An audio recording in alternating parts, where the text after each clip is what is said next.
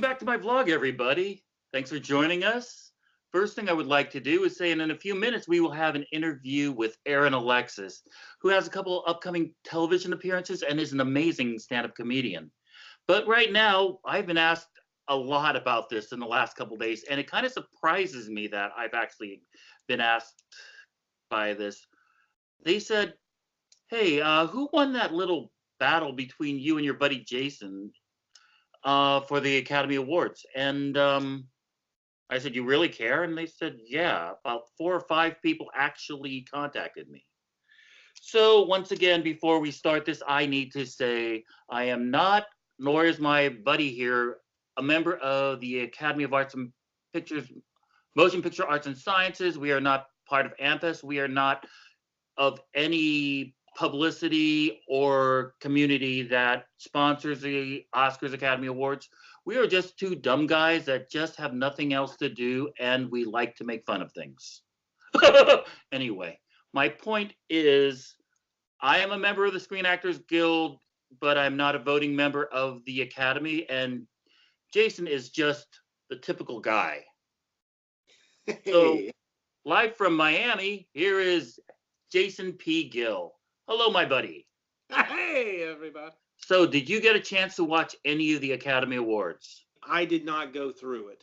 I didn't want to ruin this particular moment, so I didn't even, I mean, I glanced at a list of winners, like out of curiosity, but I didn't go back through my choices for some of the odder categories. So I honestly have no idea how bad I lost by. Okay, well, let's find out. These are the sheets that of which we spoke of last week. Let's go with yours first. You got, in backwards order, Best Animated Feature, Spider-Man Into the Spider-Verse. Best Foreign Language Film, Roma. Best Live Action Short Film, Skin. Do you know what Skin was about? Of course, but if you don't, I'm not going to tell you. Tattoos. Okay. Sound editing, Bohemian Rhapsody. Sound mixing, Bohemian Rhapsody. Best documentary short feature. Period. End of sentence. Again, do you know what this one was about? Female menstruation, I believe. Okay, you did know what that one was about. Okay. That one kind of shocked me. I thought it was about grammar. I swear to God. Not great. Best adapted screenplay, Black Klansman. Best hair and makeup, Vice. Best cinematography, Roma. Best original song, Shallow.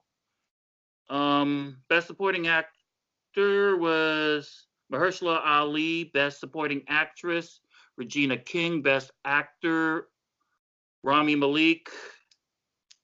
Best director, Antonio Cuarón. Those were the ones you got right. The ones I got right were Animated Short Film Bao, Best Foreign Film Roma, Best Sound Mixing Bohemian Rhapsody, Best Adapted Screenplay Black Klansman, Best Cinematography Roma, Best Original Song Shallow, Best Film Editing Bohemian Rhapsody, Best Supporting Actor Mahershala Ali, Best Supporting Actress Regina King, Best Actor Rami Malek, and that's it. Totaling the scores of, out of the possible 24, you got 14 right. Out of the possible, again, score 24, I got 9. Congratulations. The winner is Jason P. Gill. V for victory. So I wanted to give you a couple minutes to give your little victory speech. Go ahead, I'm waiting. Well, the first thing I want to do is I want to thank Stan Lee, because no one else could be bothered to during the Oscars. I want to thank God. Without him, nothing is possible. I want to thank my agent. I want to thank my wife and my family. And I want to thank my little girl, who better be asleep. You better be asleep right now. If you're not, it's okay, because Daddy will probably never win anything ever again anyway. Um, yeah, that's it, and that's nobody else. Okay.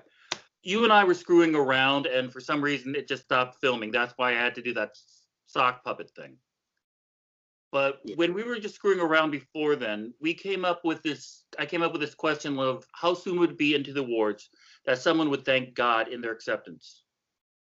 Do you remember that Yes. question? The Yes. first person to win an award thanked God. I mean, everybody does. No, I don't didn't think. hear. I did not hear Mahershala Ali thank God. Of course, I believe he is Muslim. I was gonna say, isn't he Muslim? Yeah. And he would have to thank Muhammad, I guess. Yeah. Thus, it being only the end of February right now, and the early Oscar picks for 2020.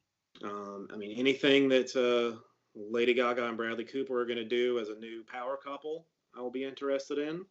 I think that's everything that has to do with movies right now. Any closing thoughts right now you want to say to your fans, to your new acquired fans?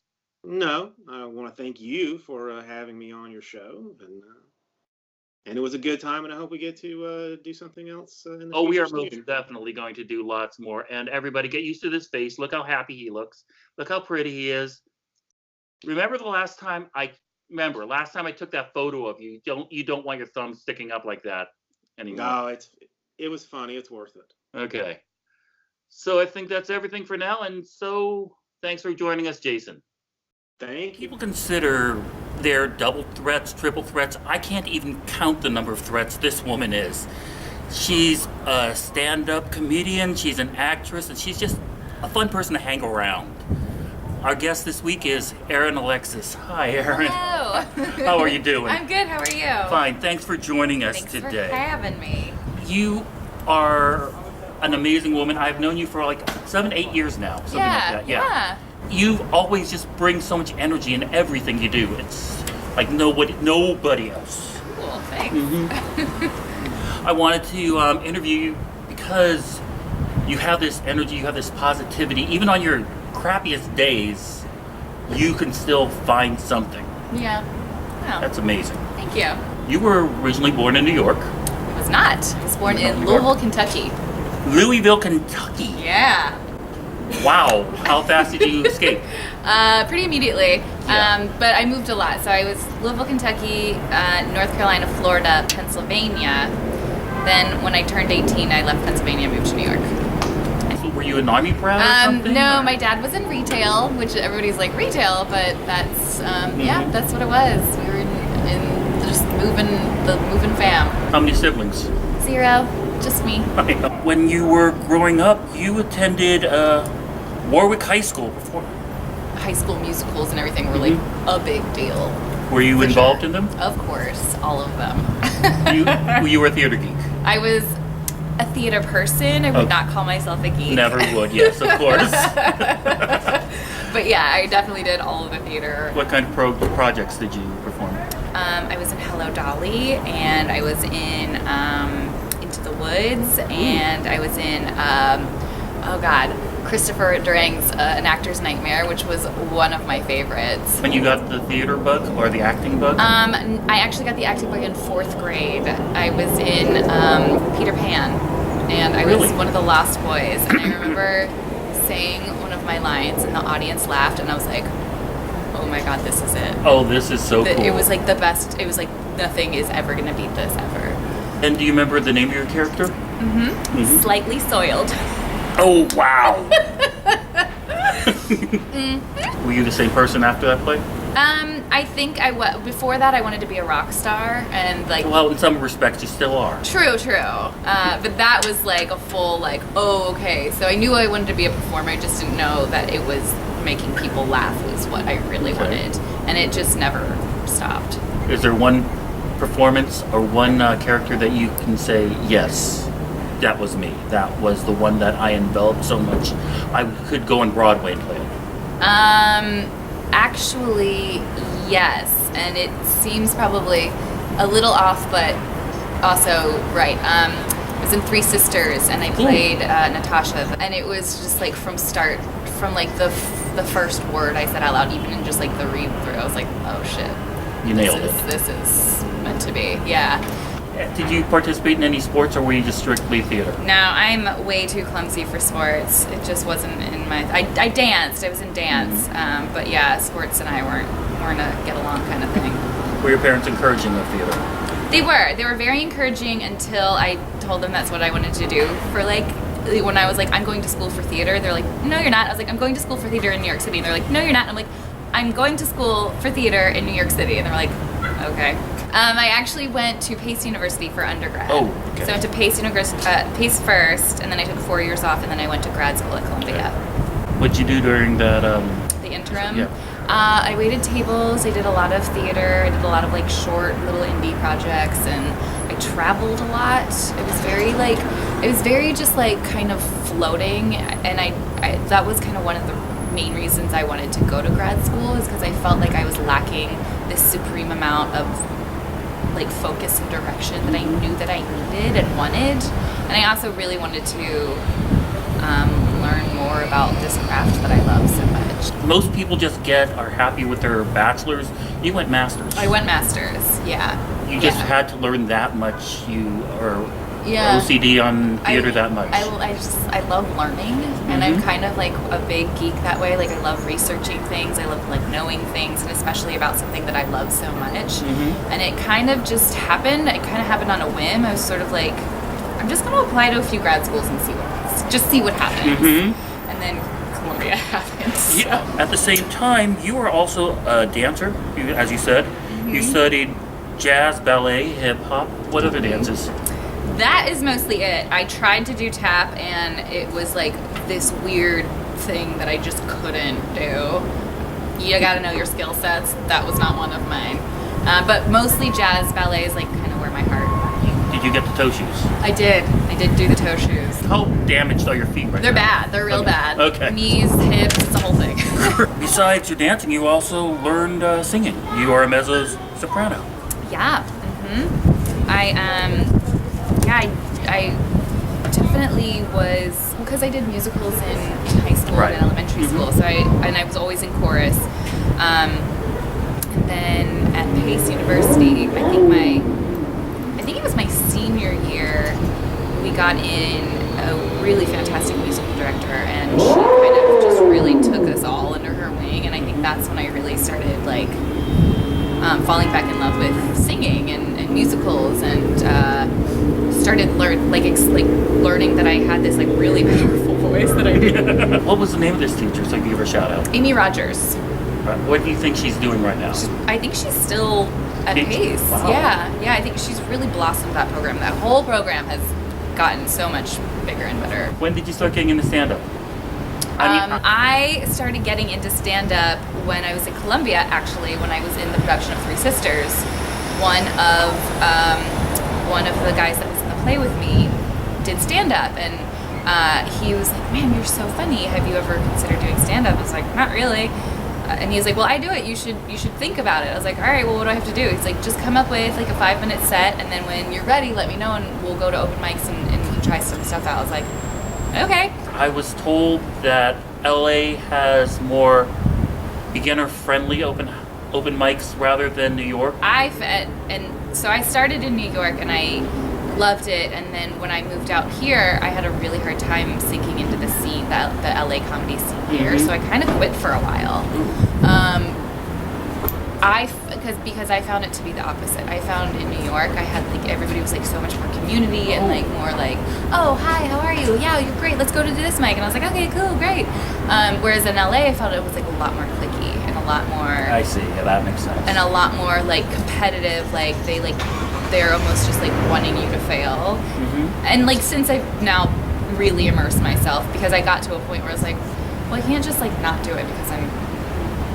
You know, it's just like, just do it, you know? Like, I love it, so just do it. It's an addiction. Yeah, absolutely.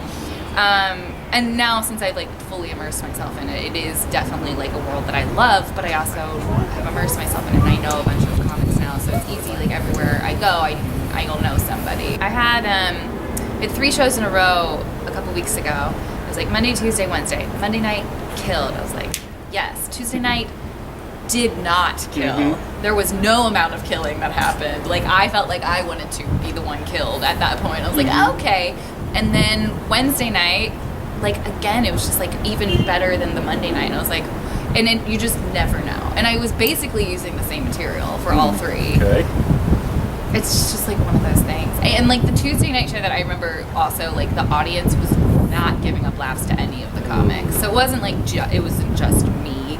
But that happens sometimes too, where you just like get an audience and they're just like stingy with their laughs. I had a friend that did Laughlin a couple weeks ago, and he said that now he wants to cater to the blue hair community just because they are that easy to laugh. Oh, wow. What's your community you think that you can do the best in? Female 30-somethings. Go figure. Original, yeah. Stand up. You really do show a no fear attitude. Yeah. And one thing that I noticed is your material is very pro-feminist, but it is not to speak against men either. It's something that everybody can get behind. Yeah, yeah. But at the same time, it is very willpowered, strong, and pushing a person up. Yeah, thank you. Yeah. I appreciate that. Yeah, I'm not trying to like shit on men. Like, I love men. They're great. But like and I think that's why, you know, I do a good amount of like self-deprecating too, but I just, the reason I think I want like my target audience is female my age is because I want them to know it's like we all go through this shit. Yeah. Like it's like we're all just going through it together. LA is very beauty enthusiastic, I call. Sure. Yeah. And here you are. Do you ever feel like you're not taken seriously because that you are attractive? I've had men come up to me after shows sometimes and be like, I wanted to laugh, but like I just like didn't, like you were just too pretty, and I was like, thank you. I think, but like it's I don't know. So I don't know. I don't really think of it. I kind of just do my thing. Same reason you actually tweeted a little while ago. Oh God, what did I tweet? I do solemnly swear to never date a comedian again. Cut to 1 month later. So I met this comic. Hates herself all over again. Accurate. However, I don't remember when I tweeted that. It was probably October. I've been good. I haven't dated a single comic since. Good. Thank you. Very, I'm so very proud good. of myself. Of either gender, what comedians did you look up to when you were younger, growing up? Well, Robin Williams, obviously. Yeah. Bill Hicks, I really nice. loved a lot. Relentless. Yeah. Carol Burnett, loved growing up. Lily Tomlin, huge fan. God. And your contemporaries right now, who do you look up as? I love Ellie Wong. I think she's fantastic. Baby Cobra. Baby Cobra, so good. Cristela Alonso is fantastic. We have a weird connection. We both took improv from the same teacher, Will McLaughlin. Oh yeah, from UCB. Yeah.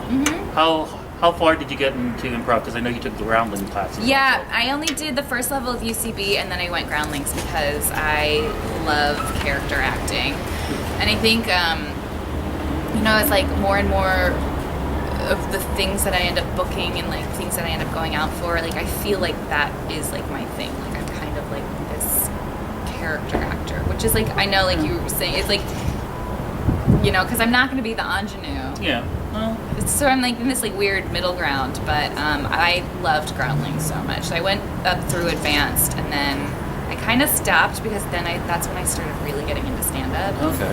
And just kind of focused on that. When did you make that jump that you could actually say that differs from theatrical actress to camera actress? That was one of the big reasons why I moved to LA. I was in New York for 11 years and I got all my training there, and I was so happy to have done that, but I was ready to make the shift, and I came out here.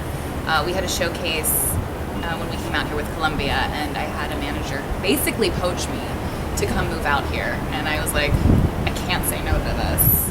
I've always wanted to come out here, and I've always wanted to How did it end?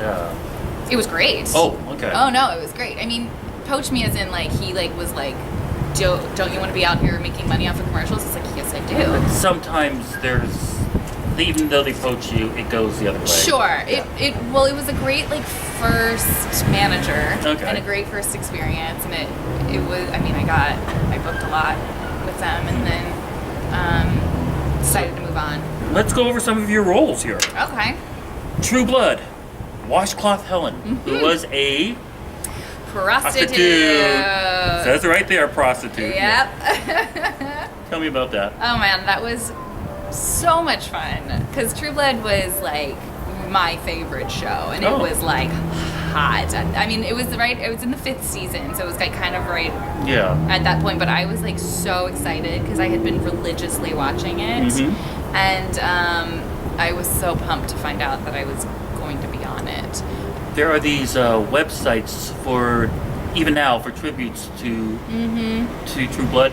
You're still on them. That's so funny. I googled you and like True Blood. Are you kidding me? Yes. Yeah. So apparently you have a cult following. Awesome. Heart of Dixie. Yes. I think my name was Alexis. Yeah. I was just wondering if you'd remember that. Yeah. I was the town flirt. Stretch, huh? Yeah. Big stretch. Yeah. It was tough. How do we flirt with a bartender? One recurring character you had on GCB. Good Christian Bells or Good Christian Good Bitches. Yeah. Yeah. That was my first TV role. You had 7 episodes? 6, 7? I think I had 6. Does it feel good to always go back and know people on the crew, make you feel comfortable, then you go back again for the next episode? Yeah, that was really nice. And it was my first television role, and it was just like, whoa. But did that spoil you? It definitely spoiled me a bit. I was definitely like, whoa, my first TV role, and I'm on it. I'm like recurring on this TV show. And, you know, when we were at the wrap party, they're all like, 2nd season, can't wait. And I was like, me too. And then 2nd season didn't happen. And I was like, oh, okay. But so then I kind of just like expected something else to come up immediately after, which it did not. So far in 2019, you've had a pretty successful year. I've had a great year. Yeah, I mean, it's what, February, March now? Yeah. And you've probably done more this year so far than any other year. I'm like shocked and so grateful. I just saw you as a wedding planner, and you gave the best facial reactions on You're the Worst. Oh my God.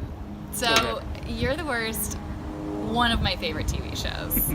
Yes. Also, like, I got booked on that in July, and I hope I'm not spoiler alert, but it was right before I had to move my shoot date for Moderately Put Together, my pilot, because I booked You're the Worst. Oh. I know. Passion project, cash. Yeah, but it was like it was all happening at the same time. But it was so much fun. I was in the scene with the 2 leads of the show who I had been watching religiously, and it was just like a great time. It was such a great time. So fun. The director was so fun. He'd be like, cool, now try it like this, now try it like this. And I was like, okay, cool. You have something coming up called NCIS LA. I've heard of it. It's like in its 70th season. Yes. Something around there. Yeah. So tell me about what you play there. I play one of the bridesmaids to Kenzie, who is the lead character getting married to Deeks. So I am one of her right-hand ladies. Did you have to wear a full-on gown? Oh yeah, but it was not hideous, thank God. They make those? Hideous not hideous, yes, thank God. It was very lovely, so I was happy. So let's talk about this project called Moderately Put Together. Yes. It's a pilot, I understand, and it was written by you, produced by you, starring Lily Tomlin. No, wait, no, you. It's me. Oh, no, it's me. Yeah. That's right. Yeah, that's my baby. It's about a woman who finds out that her biological parents are looking for her. Mm-hmm. So you are the woman. Is this based on anything? Yeah, based on reality. Mm. My life. I took a lot of creative license while writing it, but it's loosely based on me and my story and what happened. At the time, were you laughing about it, or was it kind of too heartfelt? Yeah, no, it happened around 7 years ago, and it took me a very long time to process everything and like be Okay. comfortable enough with everything. And then, and I was able to meet both of my biological parents, and it was amazing. We have a beautiful relationship now, Cool. and it's totally awesome. But you know, like it took me a lot of time to be able to then write about it and Okay. be okay with going to those places again. So how did you find out about South by Southwest? Well, it's one of the biggest festivals. So Yeah. when when I was like making the project, people were like, "What are you gonna do with it?" I was like, "I don't know. I'm gonna get it made first." So then got it made, and then I was like, "Okay, well, I guess the next route is festival submission." So I've just been submitting it to a bunch of festivals, and then actually the day that I wrapped on NCIS Los Angeles, I got an email from South by Southwest saying Mhm. that Moderately Put Together got accepted Were into you- the pilot competition. You are a peanut butter addict. Yeah.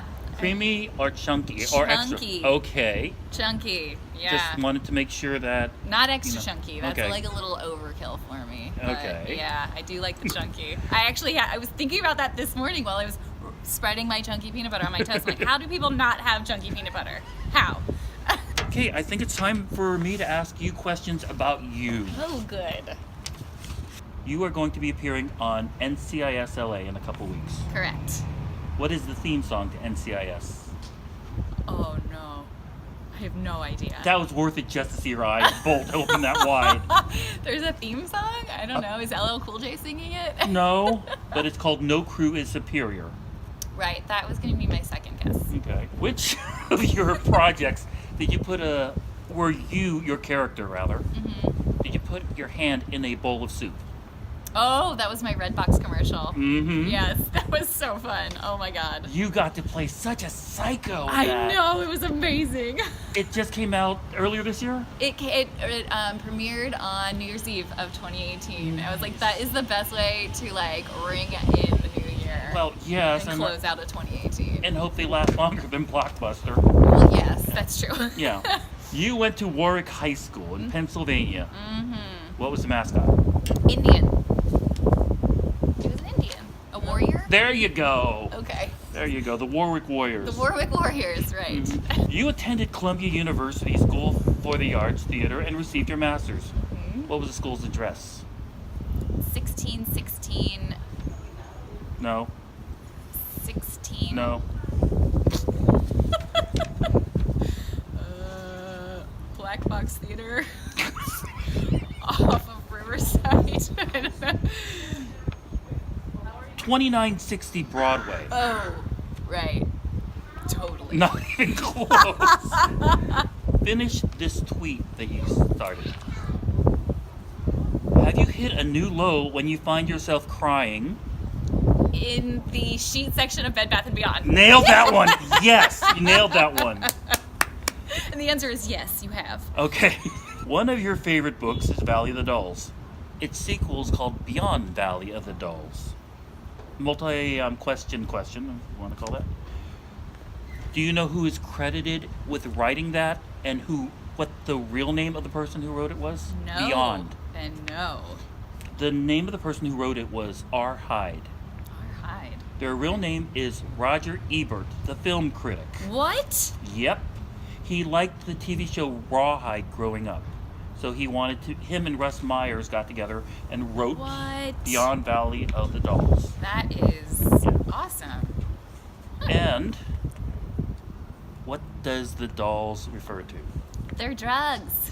Know that one. Obviously, I know that one. As we wrap up, you have projects, first of all, of Moderately Put Together, playing over at the Alamo Lamar E Sure. on Sunday, March 10th at 11 a.m. And then it's also showing at the Rollins Theater on the Long Center on Wednesday, March 13th at 2:30 in the afternoon. March 21st, I have a show called Hot Cakes at 8 p.m. at Olio Vino in Glendale. And then March 27th at 8 p.m. At the Fountain Theater. And in terms of Instagram, in terms of social media, where can people follow you? Instagram, I am Erin Alexis. Twitter, Erin Alexis Tweet. I'm on the Facebook, but I'm mostly on Instagram. That's where I do a lot of stories, and I'm sure you've seen. Oh, yes. It's not a day without seeing you post something on Instagram, because they're so... Well, you do half of them from bed, it seems. I do a lot from my bed. Yeah. It's a very Jen Kirkman kind of thing, so yeah. It's very comfortable. Yeah. I like being in my bed. Yeah, there you go. Erin, thank you for joining us so much. Thank you. What a pleasure. Thank you. That is the show again for another week. Couple notes I want to say. Thank you guys all for watching. I'm actually surprised. I'm actually getting feedback from real people instead of just bots that are saying that they're watching. So thank you. If you haven't yet subscribed, please subscribe. And you could email me at Ask Kyle a Question, or you can follow me on Instagram or Twitter at Kyle Isao, Kyle-Leisao. And I have a special thank you to say, hi, thanks for watching, Christy from Florida, Jenny's friend, hi. Heard you're watching this, so thank you for watching, and please share this with everybody you know. I would like to thank Jason for doing this little event with me, and I also want to thank Erin Alexis, whose dates are now, you should know. And I wish her very, very good luck with her project at South by Southwest, and I wanted to say thank you guys. And next week, we have something weird next week, I will say that. Our opening segment has to do with my wife's upcoming birthday, I'll say that much. But other than that, I will leave it a surprise. And from Hollywood. Thank you guys. That's a wrap.